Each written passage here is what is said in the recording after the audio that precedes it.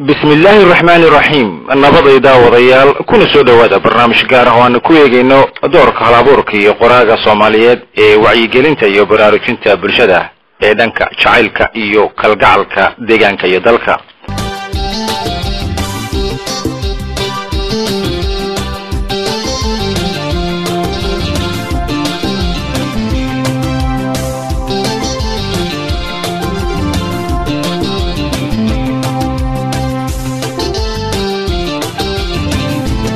barnaamijkan gaarka ah oo aan diiradda ku saari doono qoraaga Soomaaliyeed iyo sida uu bulshada dareenkooda ugu soo jeediyo in ay wax badan ka ogaadaan deegaanka iyo waxyaabaha saameynta ku leh ee ku xeeran sida isbeddelka cimilada, xaalufka duurjoogta, samaysanka boolaha iyo nabaad guurka iyo wixii la mid ah ayaa qoraaga Xasan Maxamuud Dhilood waxa uu markaasi waqti badan u geliyay sidii uu bulshadiisa ugu baraarujin lahaa kaalinta deegaanka ama waxa loo yaqaano luqadda scientific environmentigu iyo waliba wax ka ogaanshaha xiriirka aadanaha iyo saameynta uu ku yeelan karo deegaanka ku xeeran. haddaba daawadayaal waxaa sheeko ku jirin in deegaanka iyo waxyaabaha inagu xeeran ee noole iyo waliba manoolaba isugu jira ay saameyn ballaaran ku leeyihiin nolosha ibni aadamka. basharka ama aadanuhu waxay si toos ah gacantooda ugu burburiyaan silsiladda isku xidhnaanta nolosha, waxaana suuragal ah marka basharku nolosha deegaanka uu sidaasi ula dagaalamayo inuusan aqoon badan u lahayn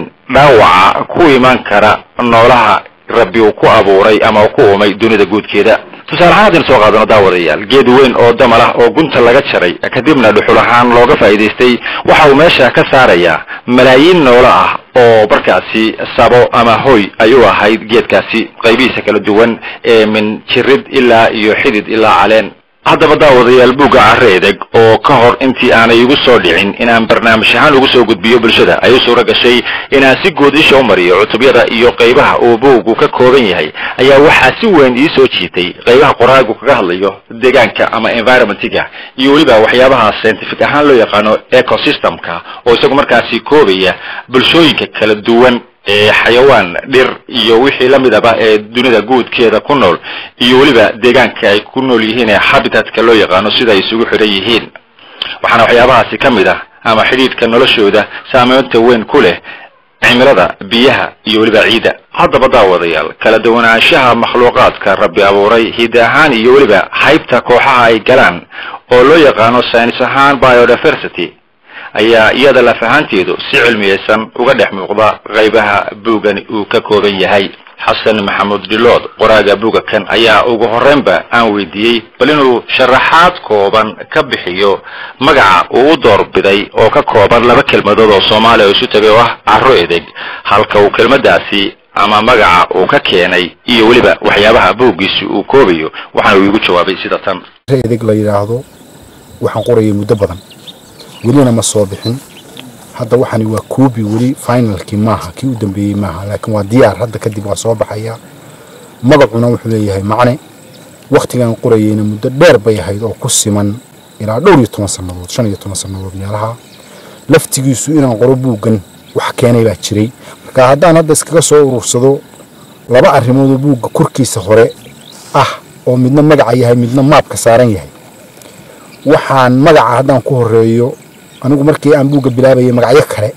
بان أبحي لكن مركي دنبو وبوق غيمره نقضي أيام بندقي وحا مقع بوق وبحي الله ونحرستي سحفي وينا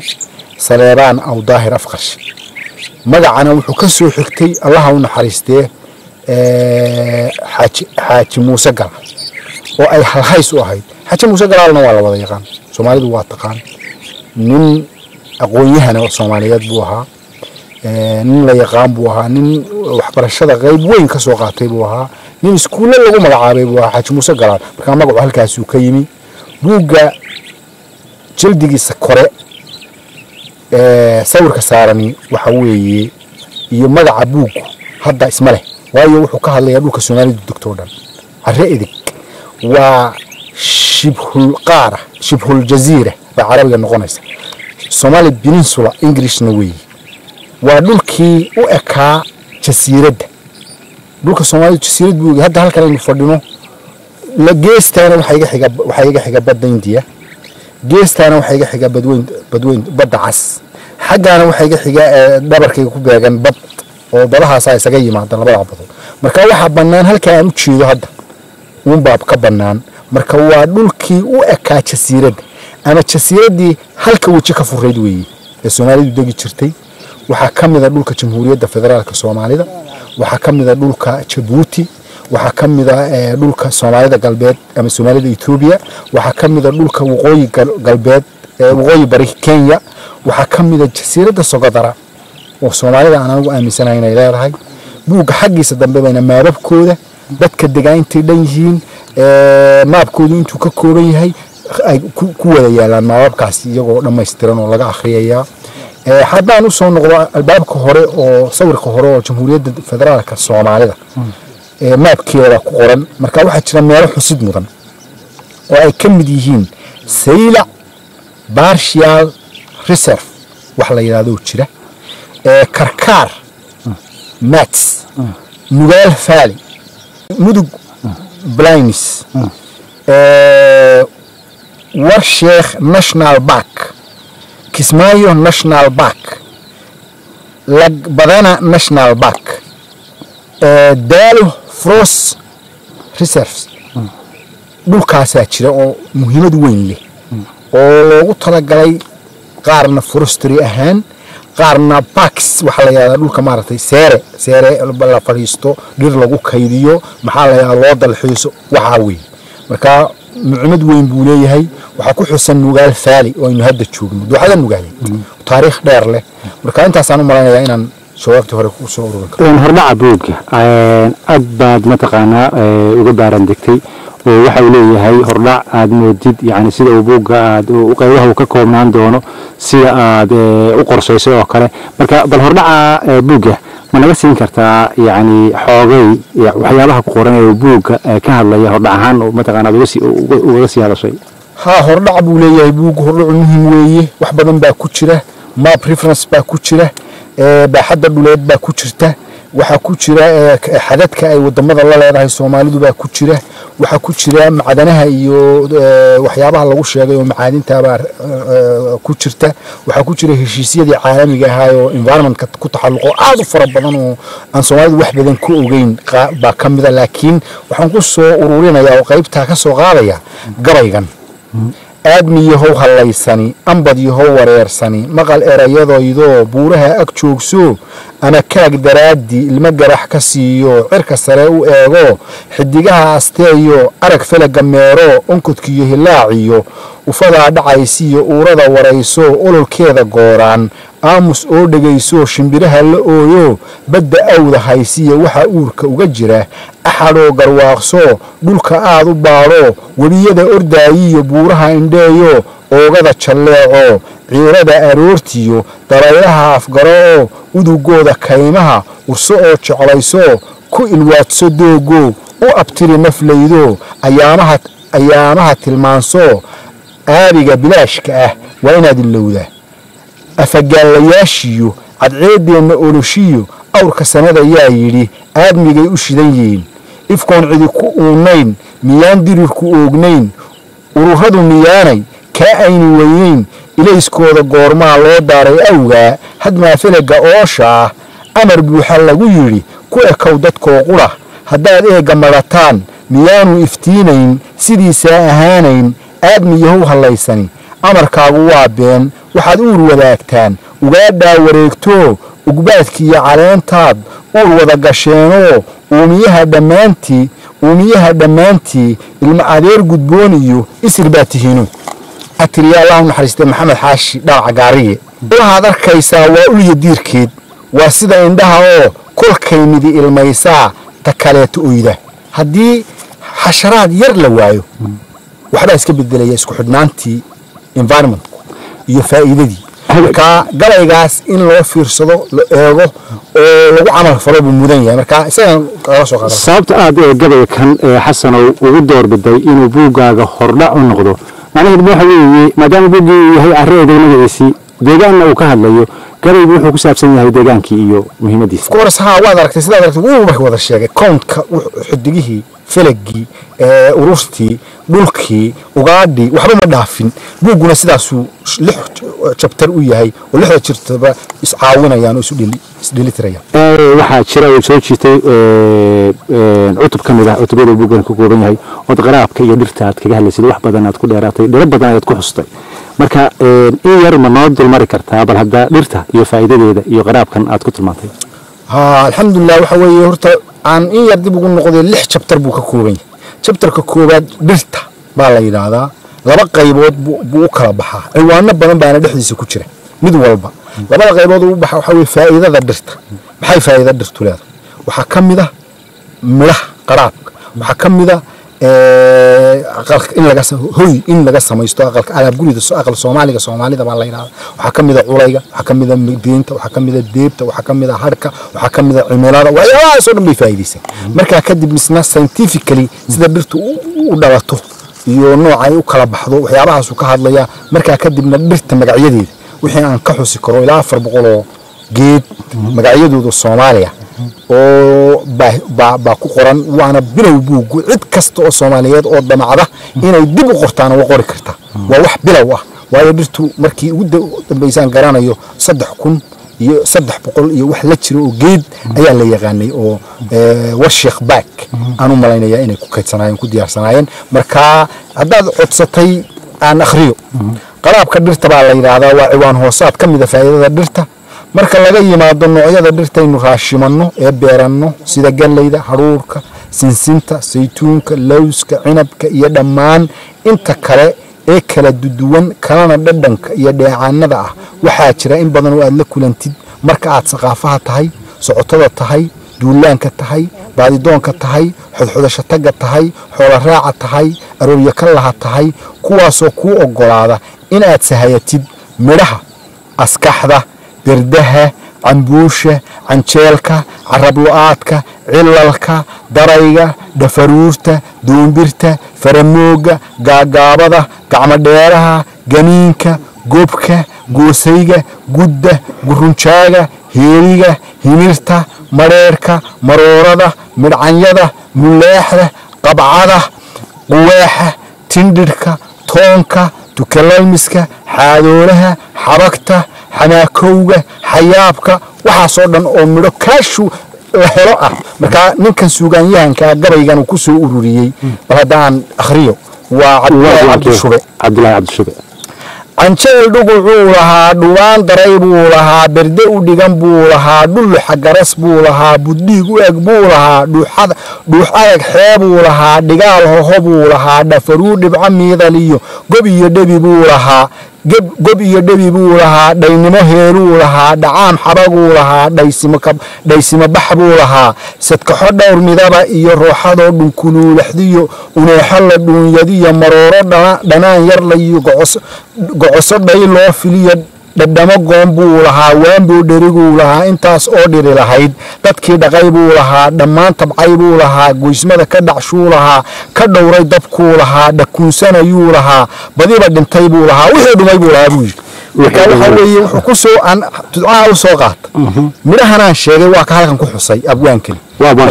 abwaan shube marka midhaha kani waa midho la iska helo midda kale buug wuxuu kaloo u diyaarsan yahay af Soomaaliga dadka qurbaha ku maqan Soomaalida caruurtooda inay ku baraan oo afka laga barto hadda sababos markaan lahaa duulaanka tahay oo xodxodasho taga tahay oo xoolo raaca waa marar shaqooyin kala duwan la qabanayo meel aad iska helayso intaad cunto ka dhargeyso darhaagaad ku qabsanayso hagaag waxa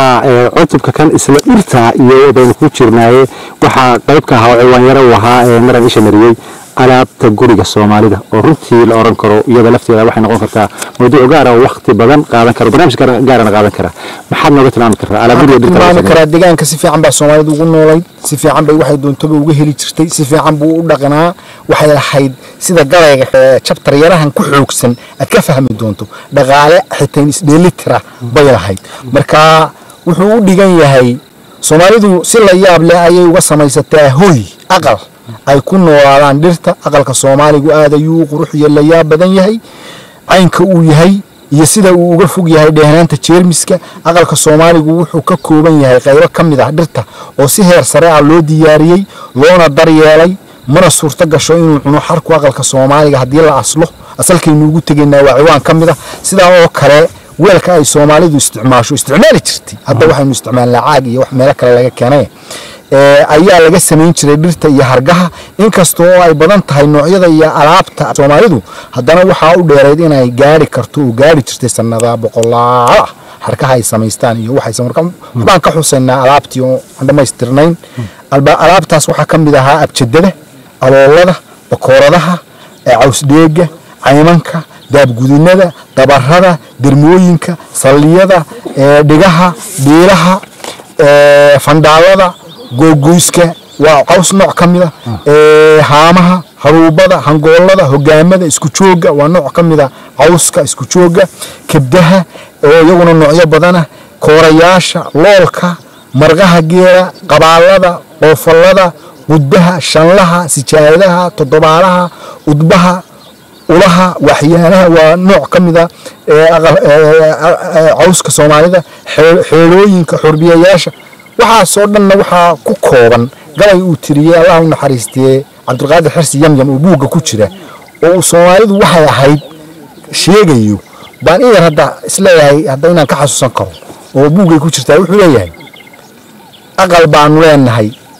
u eg maabka dunidu marka rabada laga guro waa run aqalka Soomaalidu wuxuu u egyahay adduunyada dhigaha loolka geographically wali marka gabayba uu ku soo ururiyay ninka la yiraahdo Shube oo aan sheegaya waxaan hadda soo tiriyay oo chapterka waan xusay uuna ma wada akhriine wuxuu weynaan daadina dad yahow abkeen dhaqashuu lahaa dhabiil tabcashuu lahaa dhaqaale gunluu lahaa isdheeli tiruu lahaa dhismiya aqal buu lahaa dhigiyo udub buu lahaa yeel iyo dhafar buu lahaa dhoon iyo kalax buu lahaa haan weynuu dhaansadiyo dhiloowo yar buu lahaa koryeel dheeguu lahaa tabadu dhigantuu lahaa dhiiniyo qorrogiyuu lahaa bidhiyo dhakal buu lahaa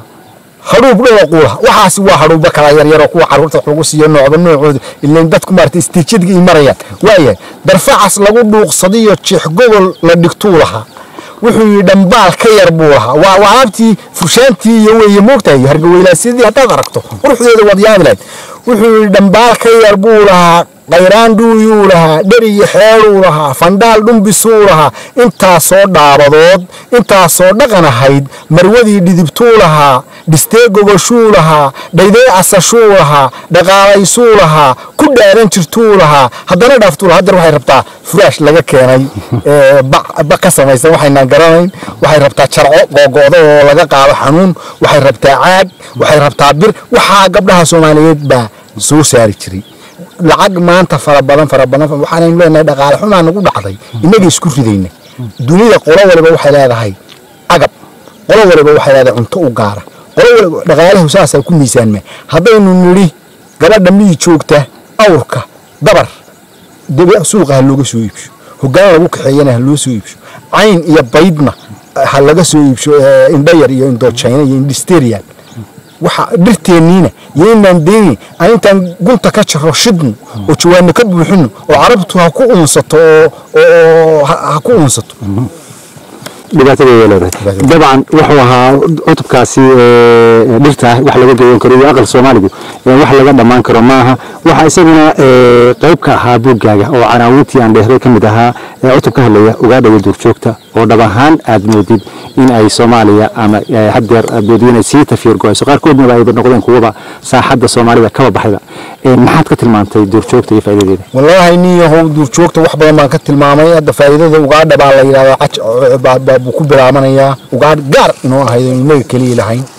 oo gumburigu kamid yahay kamid tahay cawshu kamid tahay baa jirtay aan dunida kale laga helin haddaba daawadayaal buugga Carreedig oo cutubadiisa qaar kamid ah ay ka hadlayaan xayawaanka duurjoogta ee Soomaalida deegaankeeda aaska ugu badnaa hase yeeshee hadda si dabar go'aya ayaa waxa uu soo qaadanaya xayawaanka gumburiga loo yaqaan afka qalaadna lagu magacaabo walaas oo xilligan u muuqda mid si dabar go'aya waxaana deegaan ahaan hoy u ahayd xayawaankaasi dhulka dhoodida loo yaqaano ee u dhaxeeya tuulada Holol oo ka tirsan degmada Xudun iyo waliba dhulka dhoodida ah ee dhanka koonfureed kaga beegan degmada Xudun oo ka tirsan gobolka Sool waxaana markii ugu horeysay si sharci darro ah loogu dhoofiyay ariga Mareykanka xayawaankaasi xilligii dawladii rayidka ahayd ee Ibrahim Xaaji Cigaal rabbi naxariistii janna ka waraabiyay ra'iisul wasaaraha ka ahaa sanadii 1968 waxaana xayawaankaasi loo dhoofiyay ama uu hadeer ku dhaqan yahay gobolka loo yaqaano St. Louis oo ka tirsan wadanka Mareykanka waxaa la sheegay in tiraan badnayn oo 5 xabba ay xilliga kan halkaasi ku nool yihiin waxa kale oo jirtay isku day kale oo sanadihii burburka la isku dayay in markaasi xayawaanka kan loo yaqaano gumburiga loo dhoofiyo wadanka Qatar hase yeeshee bulshada ku dhaqan gobolka Sool ay arintaasi si weyn uga hortimid waxaana hadda la sheegaa in tiraan badnayn oo xayawaankaasi gumburiga ahi oo markaasi ku dhaqan yahay dhulkaasi dhoodida kuwaasi oo haysan daryeel iyo cid ilaalisa waxaana dhici kartaa in tiradaasi yar la fahanteedu dhawaan la waayo Xasan Maxamuud Dilood qoraaga buugga Careedig ayaa mar kale sharaxaya sawirka iyo muuqaalka guud ee xayawaankan gumburiga loo yaqaano iyo sida uu eeg yahay iyo waliba deegaanada markaasi lagu tuumeeyay in tafsiirtiisii ama qaybihii ka noola ay markaasi ku dhaqan yihiin gumburiga waxa la yiraahdaa Somali wild ass gumburiga caalamka meel aan ka ahayn Soomaaliya lagama heli karo waxa uu ka weyn yahay dameerka caadiga ah xagga xoogga xajmiga qaabka waana ka qurux badan yahay diilimo madmadow ayuuna garbaha ku leeyahay midabkiisuna waa madow cadaan xigeen casuus leh grayish red waxa kale oo uu leeyahay daraasin kafee madow xiga ama madow goobooyin ah oo xagga hore iyo lugaha dambe ah dabadiisuna xagga dibka dhogor madow bay ka leedahay dhilifka u dambeeya dooxada la yiraahdo ee nugaal buuna ku nool yahay oo cid ugu wardambeysay meelaas caanood bari ka xigta taleexna waqooyi galbeed ka xigta xudunna koonfur bari ka xigta labka gumburigu gooni ayuu u noolaadaa markay orgoodaanse way wada noolaadaan waxayna u wada noolaadaan ilaa 12 mid waqtiga roobku jirana waa isu soo ururaa oo isu yimaada kooxo ayuuna samayn jiray dhadiga iyo caruurta dhasha ayaana sida badan wada daaqa oo wada nool gumburigu maalin walba waa cabaa oo waa ladaab cilmi baarayaasha xayawaanka iyo dalxiisayaasha ayuuna soo jiidan karaa wuxuuna soo gelin karaa dhaqaale badan dalka wax daawo ah oo hilibkiisa ku jira ma jiro waa been inuu daawo ka yahay tiibeyda neefta iyo xanuuno kale toonna waxa laga falkiyay been aan sal iyo raatoonna lahayn oo lagu xaalufinayo xaalad liidata oo aan cadayn inta ka hadhay ayuuna ku jira wuxuuna u baahan yahay in waxa ka sii hadhay la xanaaneeyo oo la daba qabto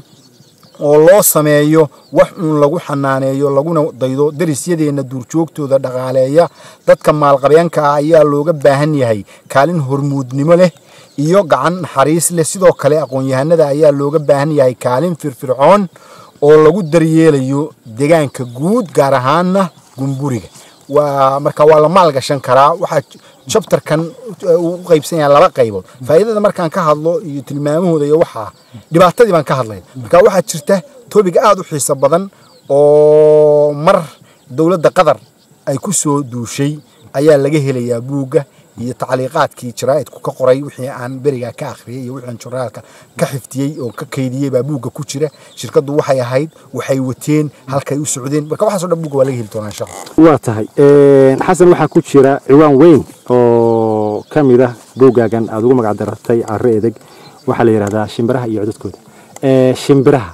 waxaad moodaa inaad aad ugu tiiqtiiqsatay oo wax badan aad ka qortay maxay tahay muhiimadda uu buuggu u siinayo shimbiraha shimbiruhu darisna noosha wanaagsan weeyi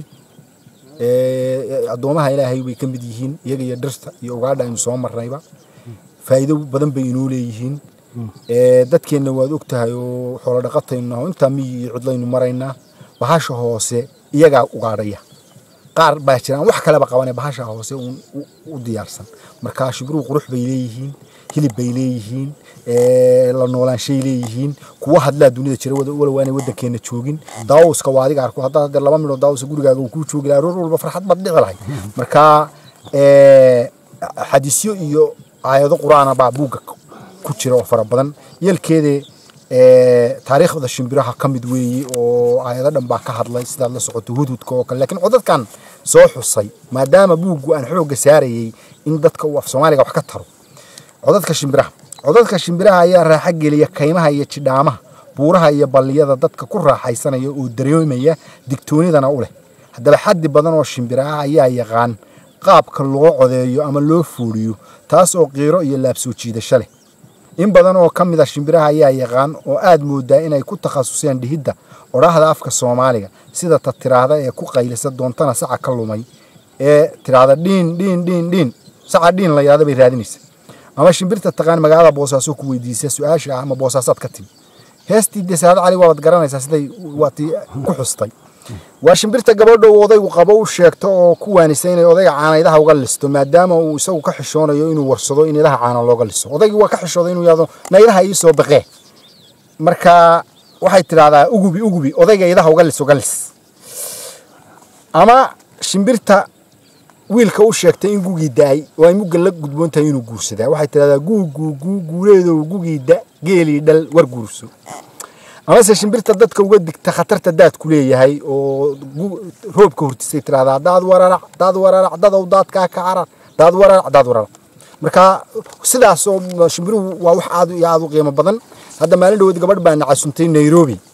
masayada waxay nagu tiri shimbirta qooleyda la yaado ukunteeda midkii Kenya waa $10 in ku dhow xabadda ukunta ee qooleydu waxay dawo ka tahay bay tiri xanuunada macaanka ee dhiikarka marka shimbiruhu waa wax qurux leh cunno leh maxaa la yiraahdaa dalxiis leh wax walba leh marka shimbiruhu aad baa aniga iigu weyn wahagaag طبعا waxa igu la yaabka badnaa buuga areedag intii aan xasan oo anigu isha marinayay buuga soo qortay cayayaanka dadku cayayaan markay maqlaan waxay u haystaan wax aan faa'iido dhibaato mooyaan faa'iido lahayn laakiin buuga wax ku xuseen cayayaanku ay faa'iido leeyihiin hadaba dadka fahansii cayayaanka iyo faa'iidada ku jirta iyo inta nooc cayayaanaad leedahay wad ku soo koobtay buugaagan cayayaanku isu dheelitiranka ecosystemku kamid ilaahay subxaanahu wa ta'aala waa xigmad oo dhan ilaahay baa ilaahay waxaan faa'iido lahayn ba ma abuuro ilaahay xigmadiisa iyo naxariistiisa kamid yihiin waxaas aad arkaysa waxbay qabtaan waa isu dheelitiran koonka iyo isku xidhnaantiisa iyo faa'iidadiisa iyo quruxdiisa iyo ku noolaanshihiisa iyo bay kamid yihiin waa qayb weyn oo macna badan leh mudarrada dabardu waa yeelanayaan haddii la dilo ama la xanaajiyo ama la waxeeyo mudarri keenay haddii jinaca dalka laga waayo jinaca haddii dunida laga waayo ogow marka wax badan baan ka hadlalay laakiin qurux badan bay leeyihiin qaar qurux leh baa jira qaar cayayaanka kamid ah oo shinnida yani awga ka soo dhacay hadii jinaca la waayo waxaad uga jeedaa jankii nolosha ayaa baxaya meeshiisii baa banaanaanaysa hagaag duufaanna ka soo dhacay iyo dabaylaan loo tagay meerahin marka waxaan ka soo qaadanayaa quruxda cayayaanka in yar oo cinwaan hoosaad yar cayayaanku aad ayuu uga mid yahay deegaanka qaarkood ayaa ka sokow shaqooyinkooda la yaabaysa bilicsamidooda waxaana kamid ah gaarabidhaanku duqsi yar misna laambad buu dabada ka shitaa laydh buu habeenkii marka roobku doo uu soo daato waxaad moodaysaa magaalooyin dooxooyinka iyo markuu fuulo dhirta dusheeda gaarabidhaanka oo habeenkii if dabada ku sita laambad yar ayuu xagga dambe ka shitaa roob la dhacda oo damis cas u eg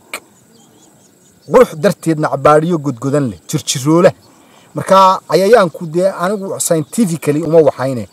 cayayaanka iyo xasharaadka iyo waxyaabahaasi qaar aan xitin ku jirin bardu waa laga yaabaa inay soo galeen marka waa wax badan baan ka sheegay